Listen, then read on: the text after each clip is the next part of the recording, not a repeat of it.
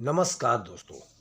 आज हम एक ऐसी जगह की बात करने जा रहे हैं जो लाखों लोगों के लिए आस्था का केंद्र है, लेकिन साथ ही कई सवालों के घेरे में भी है। जी हाँ, हम बात कर रहे हैं वृंदावन के मशहूर गौरी गोपाल आश्रम की।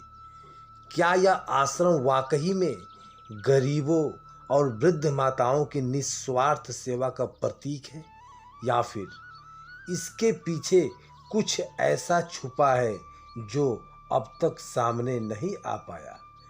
क्या अनिरुद्धाचार्य महाराज जी की सेवा सच में दिल से की जा रही है? यह सब बस एक दिखावा है। एक ब्लॉगर ने अपने कैमरे में इस आश्रम की सच्चाई को उजागर करने की कोशिश की, और जो कुछ उसने दिखाया वह चौंक जाने वाला सच है। सवाल यह है, क्या आपको लगता है कि जो दिखावा है वही सच है, या फिर इस आश्रम की दीवारों के पीछे कोई गहरा रहस्य छुपा हुआ है? चलिए इस वीडियो में हम आपकी पार्टी खोलते हैं और जानते हैं कि आखिर सच क्या है। जो आप इस वीडियो को पूरा देखें, आखिरी तक जरूर देखना, लेकिन उससे पहले अगर आप भी एक सच्चे सनातनी हिंदू हैं तो वीडियो को लाइक करें और चैनल को सब्सक्राइब करें। कमेंट में लिखें जय श्री राम। तो दोस्तों, गौरी गोपाल आश्रम नाम सुनते ही मन में एक अलग ही छवि उभरती है। वृंदावन की सकरी गलियों में सब यह आश्रम लाखों श्रद्धालुओं के लिए आस्था का एक बड़ा केंद्र माना जाता है। दूर दूर से लोग यहाँ आते हैं, कुछ भक्ति में डूबने के लिए, कुछ मानसिक तनाव को दूर करने के लिए, और कुछ शांति की तलाश में, तो कुछ सेवा करने के लिए। तो आश्रम का आधार कही जाती है अनिरुद्धाचार्य महाराज के नेतृत्व में। स्थान न केवल एक आध्यात्मिक ठिकाना है, बल्कि गरीबों का सहयोग और खासकर वृद्ध माताओं के लिए एक सहारा भी माना जाता है। लेकिन क्या यह सब वही है जो दिखता है? क्या इस आश्रम की दीवारों के पीछे कुछ चल रहा है?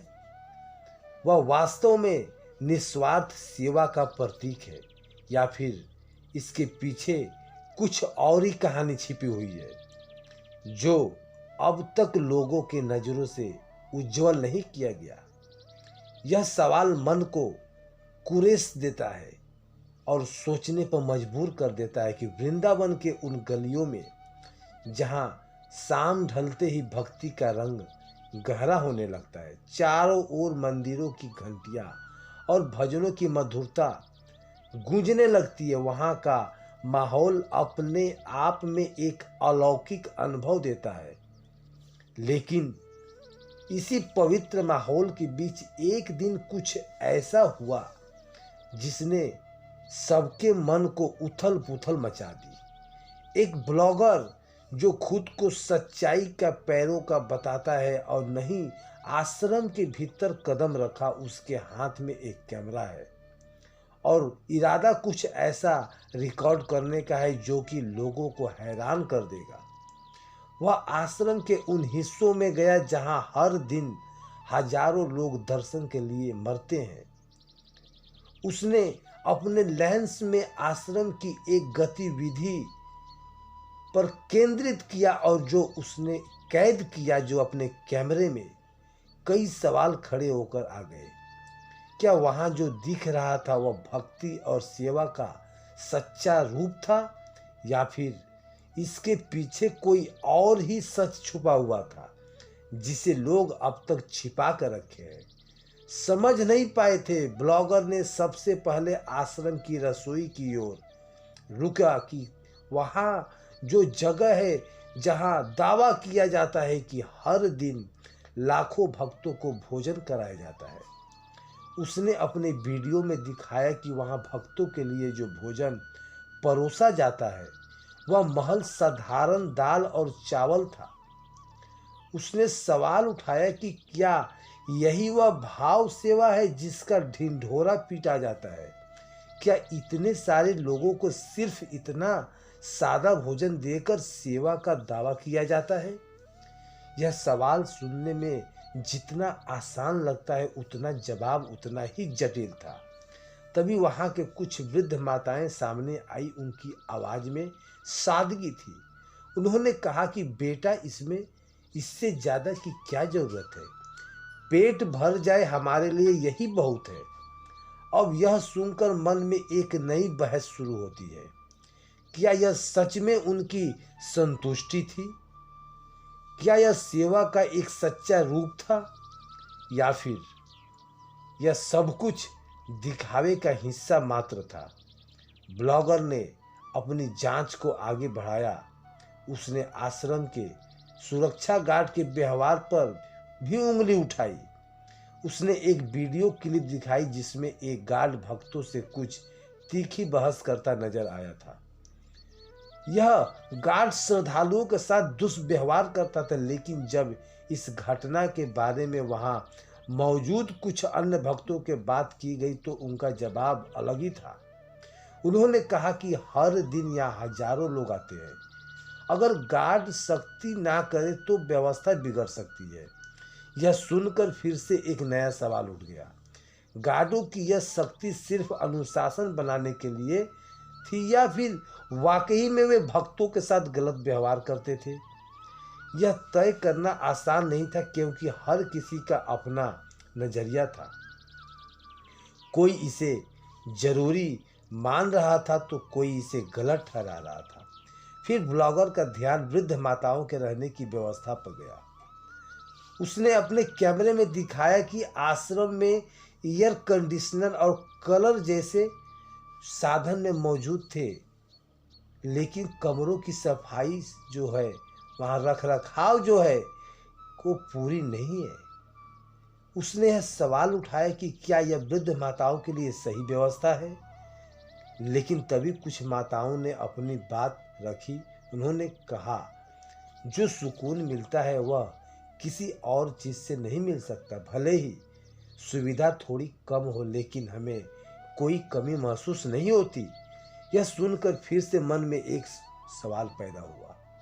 क्या यह उनकी सच्चाई भावना थी? क्या वे वास्तव में संतुष्ट थे, या फिर किसी दबाव में आकर ऐसा कहते हैं?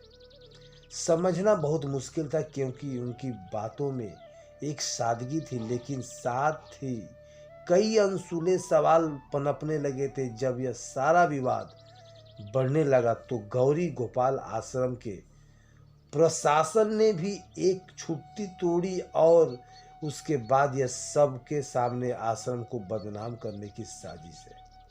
उनका कहना था कि हमारी सेवा को किसी शाही या ठाट बात से न जोड़ा जाए। हमारा मकसद हर जरूरतमंद को सहारा देना है, और हम वही करते आ रहे हैं। दूसरी ओर भक्तों का एक बड़ा समूह भी सामने आया। उनका कहना था कि यह आश्रम उन्हें मानसिक और आध्यात्मिक शांति देता है। उनके लिए यह एक ऐसा आस्था का मंदिर है जहां वे अपने मन को सुकून देते हैं। लेकिन यह सारी बहस तब और गहरा हो गई जब अनिरुद्धाचार्य महाराज मंच पर आए। उन्होंने बहुत सादगी से कहा कि हमने यह आश्रम सेवा के लिए बनाया है। जो लोग सच्चाई जानना चाहते हैं वह खुद यहाँ आए और ऐसे उनकी यह बातें सुनने, जिनकी साफ सुथरा बात थी, गहरी भी थी, और यह कई सवाल को जवाब देती थी, लेकिन साथ ही कई नए सवाल भी खड़े होती थी। अब सोचने वाली बात यह है कि क्या यह आश्रम वाकई में सिर्फ सेवा का प्रतीक है? क्या यहाँ जो कुछ हो रहा है वह पूरी तरह निस्वार्थ भाव से किया जाता है, या फिर इसके पीछे कोई और रहस्य छुपा है अभी तक सामने जो नहीं आ पाया? एक ही चीज के दो पहलू है, एक और दिखता है और बाहर कुछ और। इस ब्लॉगर ने जो कुछ दिखाया, क्या वह सिर्फ कमियां निकालने के लिए कोशिश की थी, या वास्तव में आश्रम में कुछ बदलाव भी जरूरत है? यह सवाल अब भी अनसुनी चित्र है। हर इंसान का अपना नजरिया होता है, कोई सेवा का अनुभव उदाहरण माता देता है तो कोई दिखावे का खेल कहता है। सच क्या है यह शायद वही बता सकता है जो खुद इस आश्रम के भीतर जाए और अपनी आंखों से सब देखे। लेकिन इतना तय है कि यह विवादी इतनी आसानी से खत्म होने वाला नहीं है। लोग अपनी अपनी राय बताने रहते हैं और चर्चा करने लगती है। दोस्तों, अब यह फैसला आपके हाथ में है। आप क्या सोचते हैं? क्या यह आश्रम सच में सेवा का केंद्र है या इसके पीछे कुछ कहानी छिपी हुई है? आपकी राय क्या है? यह जानना रोचक होगा। हर सिक्के के दो पहलू होते हैं और इस सिक्के का दूसरा पहलू शायद आपकी सोच में छुपा हुआ है। तो अपनी बात जरूर बताएं और अगर आपको यह जानकारी पसंद आई तो इसे दूसरों के साथ साझा जरूर करें। वृंदावन की पवित्र भूमि में बसे आश्रम की कहानी अभी खत्म नहीं हुई है। यह कैसी बुद्धि है जो हर किसी को सोचने पर मजबूर करती है। तो चलिए इस पर हम विचार करते हैं और अगली बार फिर किसी नई जानकारी के साथ मिलते हैं। तब तक के लिए जय श्री राम और हर हर महादेव। तो दोस्तों, गौरी गोपाल आश्रम की यह कहानी यहीं खत्म नहीं होती।